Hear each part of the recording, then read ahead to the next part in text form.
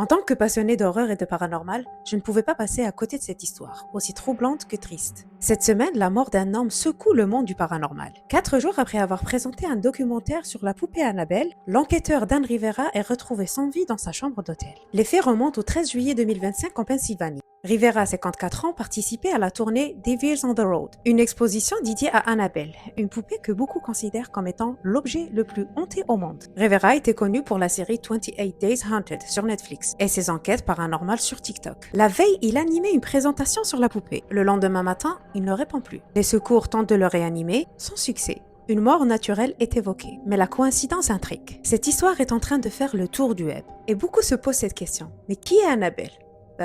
C'est moi.